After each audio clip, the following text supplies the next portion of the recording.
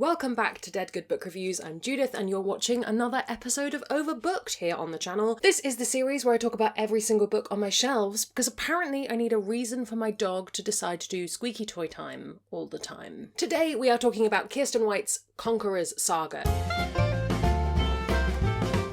Some quick disclaimers before we start. I bought all of the books in the series myself, but I have had review copies of other books of Kiersten White's in the past, regardless of where books come from. Nobody's paying me to talk about books except my patrons, and all opinions are my own.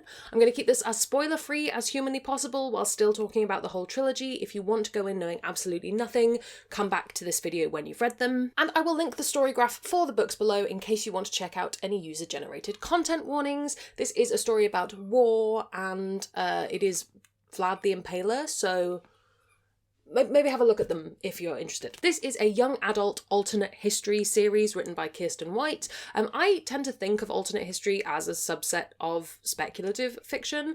I'm not really sure where other people sit it. That's just how I feel. The books came out between 2016 and 2018, and they are And I Darken is book 1, Now I Rise is book 2, and Bright We Burn is book 3, which isn't going to be... Oh no, that will be in frame. Good. The US covers do look different from these, so if these don't look familiar, that might be why. We talked about Kiersten White in last week's video, but in case you haven't seen that, she's an American author who mostly writes speculative fiction.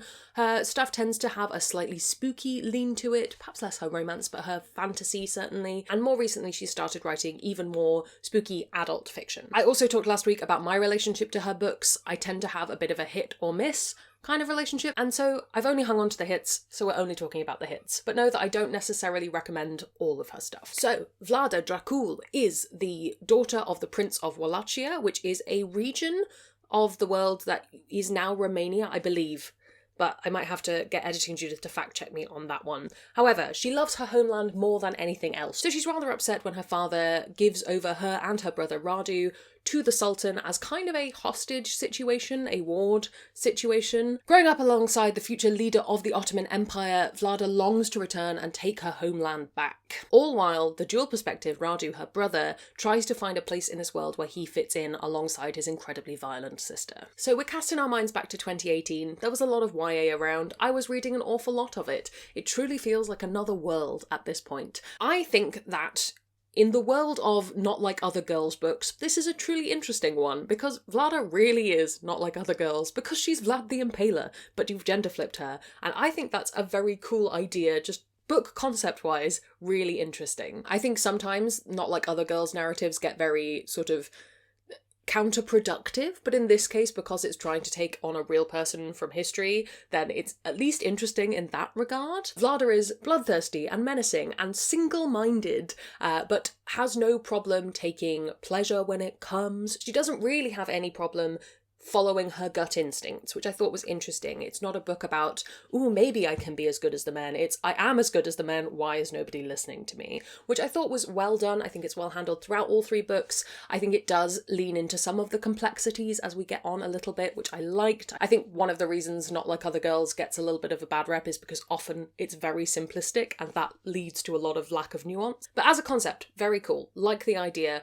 Not really seen it pulled off anywhere else as far as I know. There probably are other books that exist. I haven't read them. These are surprisingly emotional books for being books about impaling people. So let's start with Radu's arc. He is Vlada's younger brother, and he is a gay man in the Ottoman Empire, and it's really interesting as a take on that. Radu the Beautiful did exist. I looked him up, and I don't think this is a particularly historical take on him, but the book is not intended to be a historical fiction. But his journey is really emotional from the off. It's a really clear, hard-hitting, I'm going to get you in the feelings, in the found family elements, in the not belonging situation. It's emotional. And alongside that, we have Vlada's story, and she's sort of so harsh and so blunt and so violent and so willing to do whatever it takes that you don't necessarily realise you're on an emotional journey with her until you're on it and you've already reached a point you go, oh no, I'm feeling feelings about this person who isn't really a hero in this piece. It's really interesting. I like it a lot. I think it's one of those series where rereads, especially as I've grown older, have felt very different in a very positive way. And while it's definitely a young adult series, I definitely feel like because you see the characters as adults, and even though they are younger because of the time period, they're having to make very adult decisions and take part in very adult activities, which sounds dodgy, but I mean warfare, mostly. It does have that readability now that I'm older. Like I say, this is not a historical book. This is not something like She Who Became the Sun, where it is both a reinterpretation but also giving you quite a solid history in terms of the timeline. I haven't sat down with a textbook and cross-referenced battles and other things, because I think so much of this is changed purely by the fact that Vlada is a woman in this series, that it's not anything you could attempt to do because it just doesn't apply in the same way. However, it would be an interesting historical starting point for a period of history that we don't really study. I certainly never did until I was doing ancient history at university, and some of the Ottoman stuff applies. Yeah, it was an interesting place to kind of go, I wonder if that person was real. Did that person exist? Do we have evidence of this?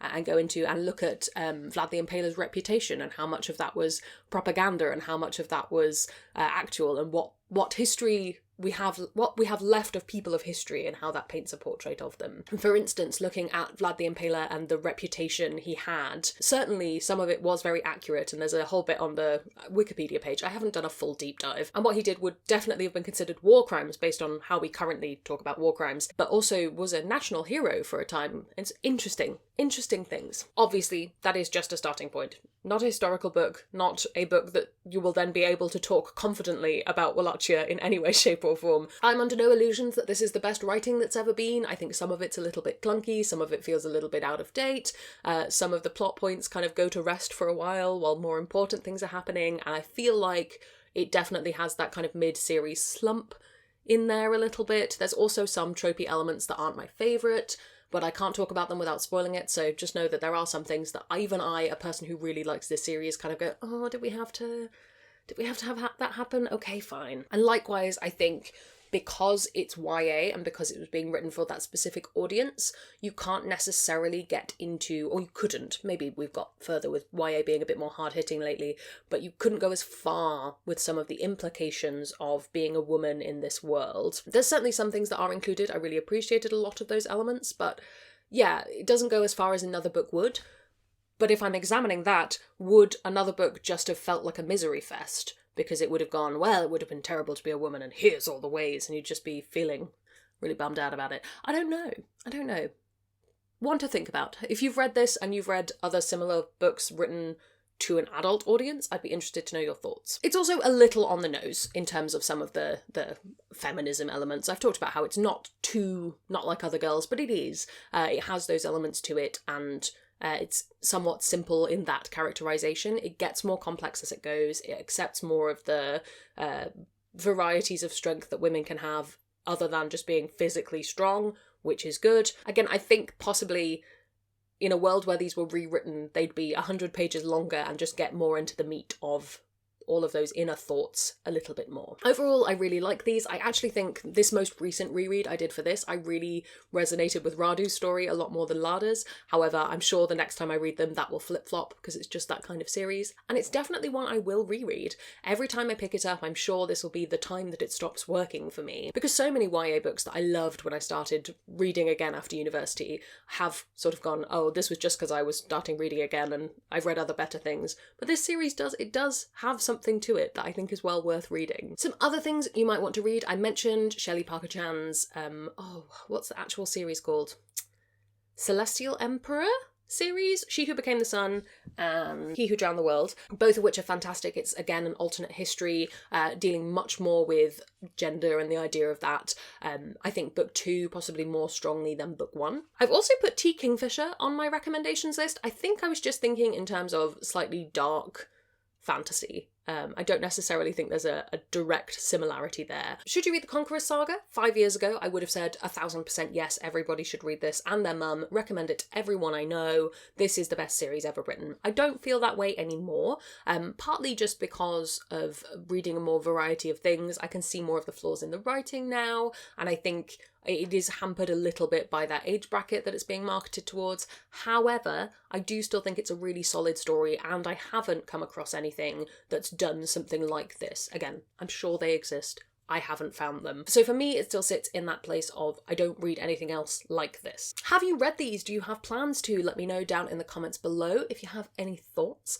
I would love to hear from you. While you're down there commenting, if you haven't already, please do subscribe. It makes me feel loved and appreciated.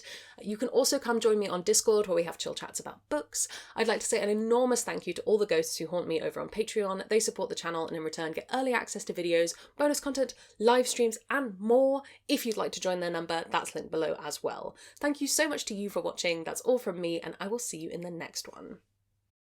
There's gonna be some bloopers now. So let's start with Radu's arc. He's Vlada's younger sister.